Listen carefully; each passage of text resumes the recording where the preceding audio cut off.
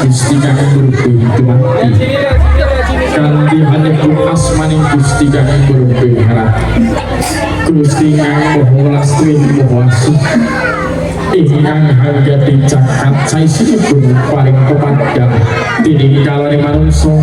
ingkang lelungkan wonten madyaning bebayan kalau segala sampun cukup diwayu mongso kala tumawa ing telet saking Gusti kang karya cakat ingkang sifat halu lan mawesti paringgipun temanten saresti sami abu balang surga suring kang dini sih itu lan mengko lamun iki podora mereka yang dirasa pokok tentang kasih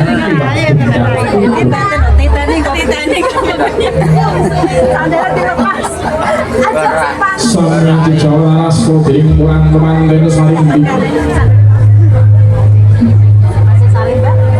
Dinding kemanten putih pangaturaken sembah sungkem ringaros ibu ingkang garwa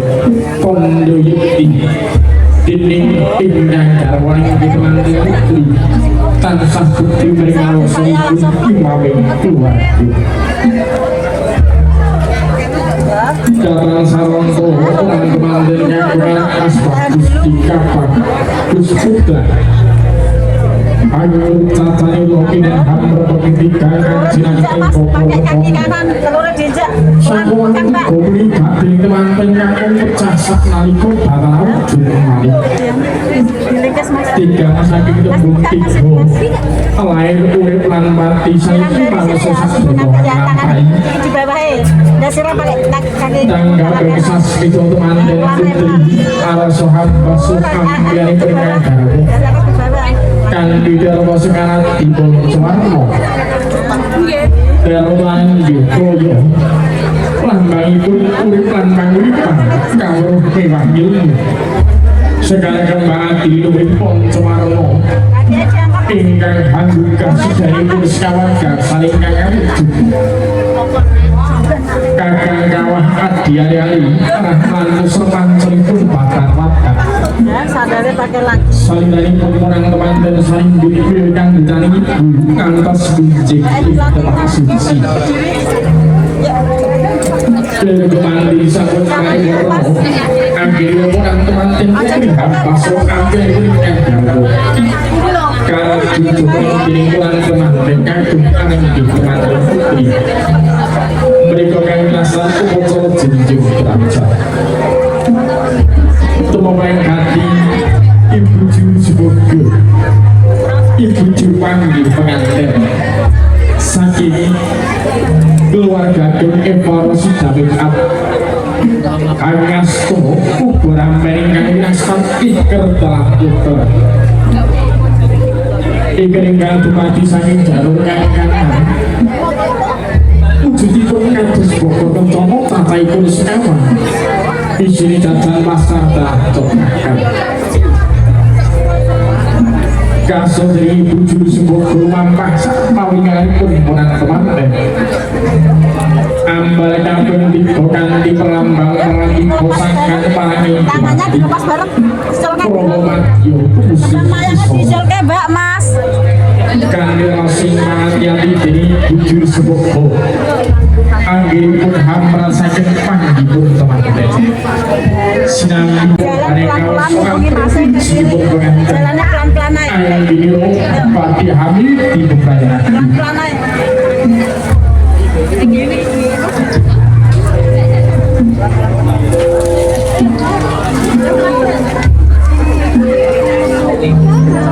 sini maju lagi sini jejer masa jejer masih balik kanan hadap sana bapak maju pak di depannya matan pak sandung paripurna ikut di belakang dino teman-teman saiki anggere rohana terpilampai kumpul curhat panggi teman-teman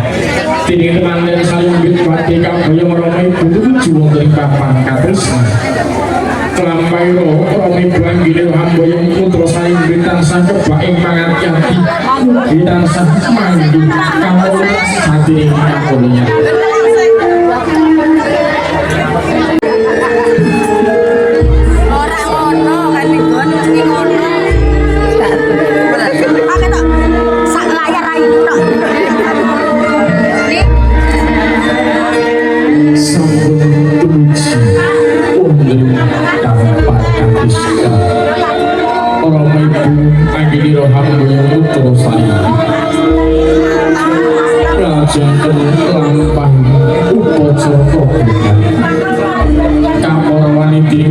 timbang utawi timbang faktor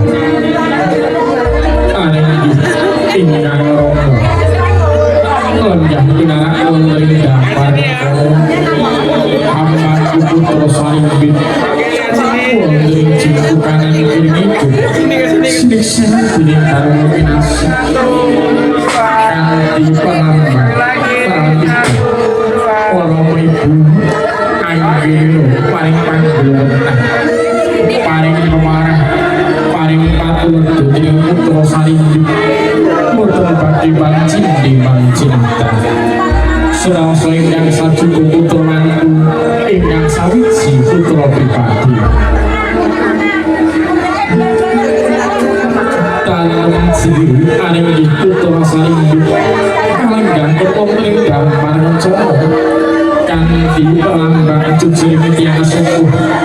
tansah nglenggahaken ingkang putra tumuju kaum kapan kasih kelampai lo upacara rombongan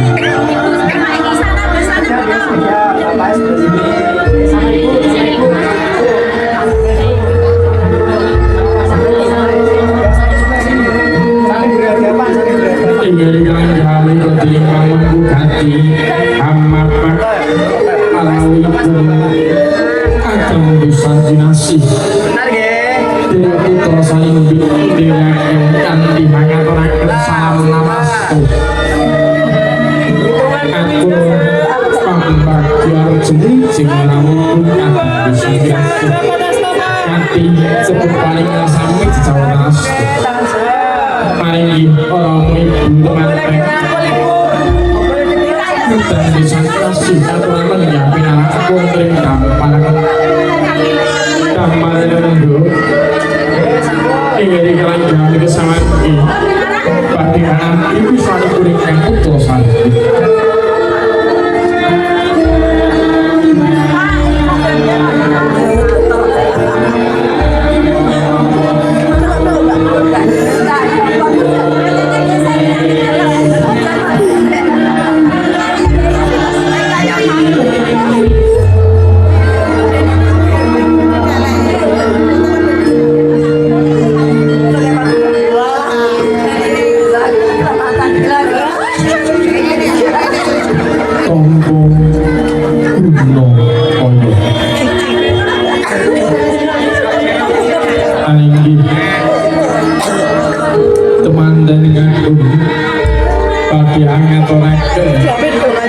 sami dahar saringan diri konang temanten salimbit dadaran ingkang sami kadhahar diri konang temanten alih anggate kathah werdinipun kathah mangsulipun lan tujuan saking simbol sandang alarikan wujud lati ati lan pakarti tandang tanduk surah-surah munamuni ajining diri saka kedaling ati ajining awak saka tumindak diri ajining paraga saka surah-surah wonten lambang papan lair kanthi wujud wis dening papan batin lair kanthi wujud swasana ingkang menep ayom tentrem gemah nipah jinawi karto tuwin raharjo sami tutulangan tangkondo orang sekadar saipun temanten salimbit tansah sisi kini sihat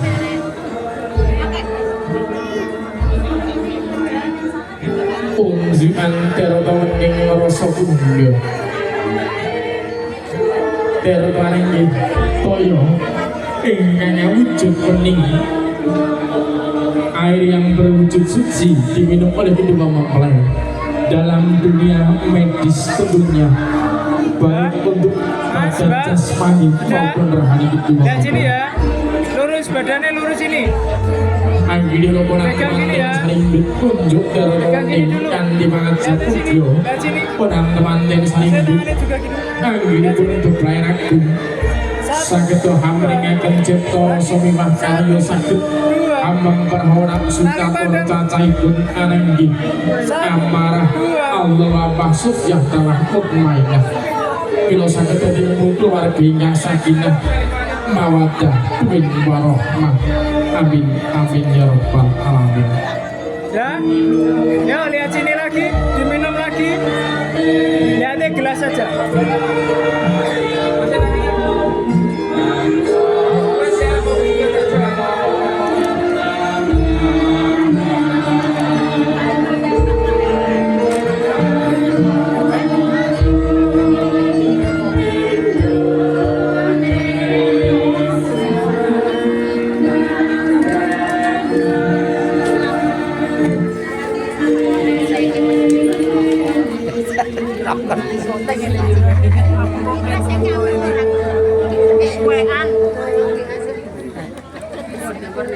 Paripurna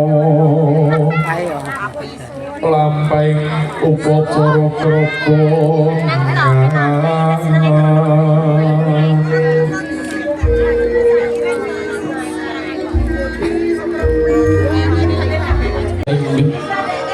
Padis mangabrandor mengarusanipun Brahmiti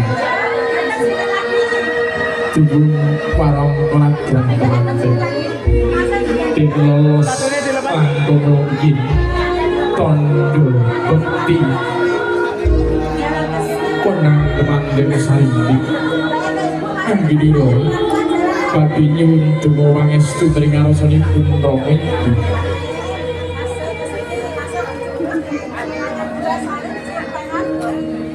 sembah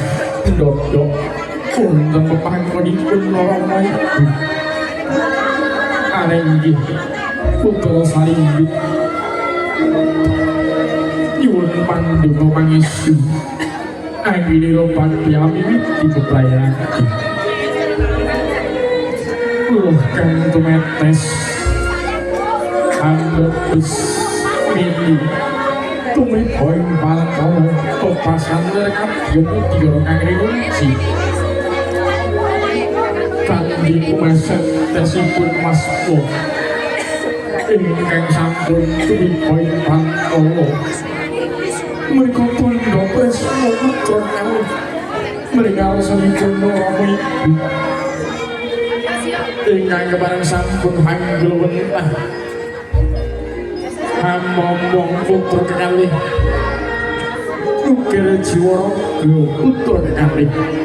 Ugi minteraken putra kekalih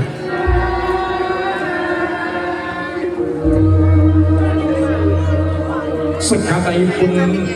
lampang Dening kurang temanten kalih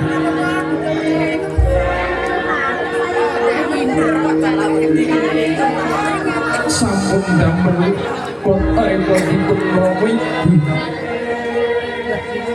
menawi lepat sampun damel kuciwaning manah Rama Ibu putra kalih ing kalenggahan menika ngaturaken duning panuwun nyuwun pangapunten ugi nyuwun ridho anggenipun badhe bebrayanaken Lere gumanti anggenira punang temanten saringgih nyuwun pandonga pangestu Paringan rasanipun Rama Ibu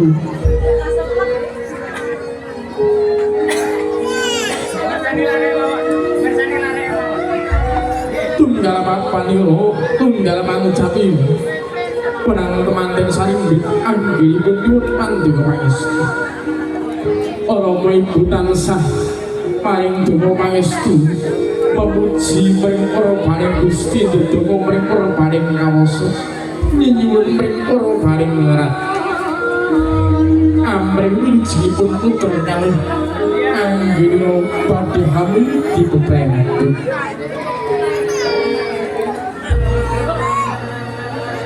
ridhonipun Allah gumantung kalih ridhonipun Rama Ibu donga lan pangestunipun Rama Ibu minangka sangu utawi bekalipun penganten anggenipun badhe hamil dibebrayanaken wontenipun putra kekalih kawiwitan wontenipun Rama Ibu ingkang minturaken ingkang gulungan putra kekalih Rama Ibu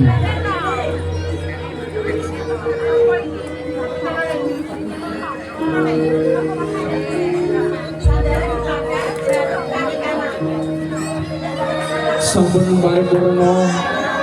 tiring perang temanten saribit anggilira jun pandura pangestu mrikarsanipun Rama ingkang putra nggih menika Mas Dika Bagus Putra kunjuk dumateng Bapa Syukur dalang Ibu Lasmini, mugi-mugi ingkang putra Mas Dika tinampi kanthi bombonge manah kanthi dengan bengalih mugi-mugi saketa rinengko kados putra-putranipun piyambak lan mugi-mugi saketa ginawa wentah kanthi sae. Pramila anggenipun jejodohan antawisipun Mbak Elizabeth Fakur Rahmah adalah Mas Dika Bagus Putra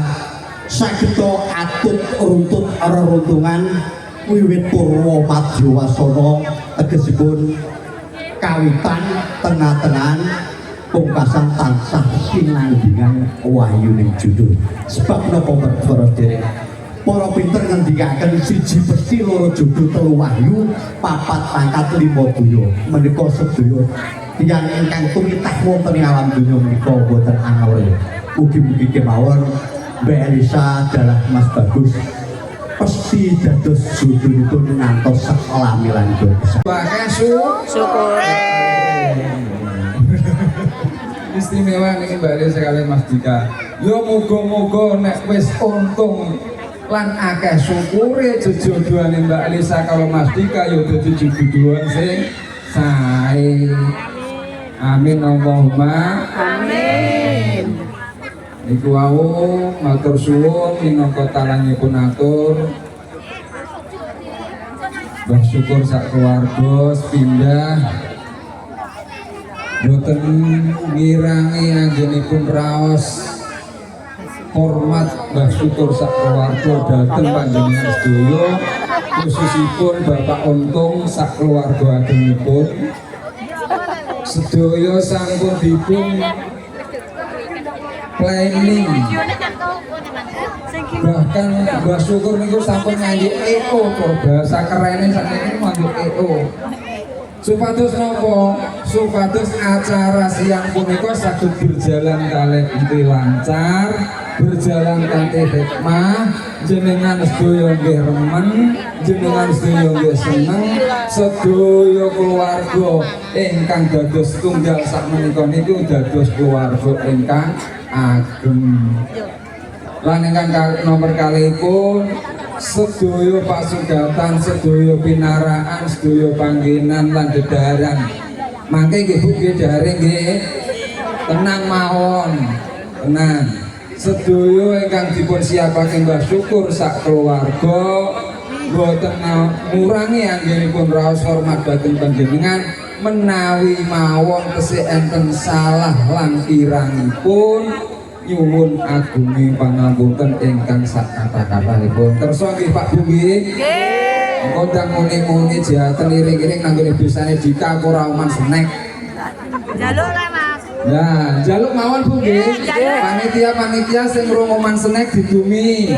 tonggo cedhak mungkin kula nek teng sawah mondhak krungu soalnya sawah sabine kula niku nggih cedhak kalih tiyang pilang Mbah nyurip jagung Mbah lan iki aku iring-iring nanggone bathe ora oman snack panitiane do meneng ae malah do jagong nggih ampun nggih Bu nggih sedaya niki dados keluarga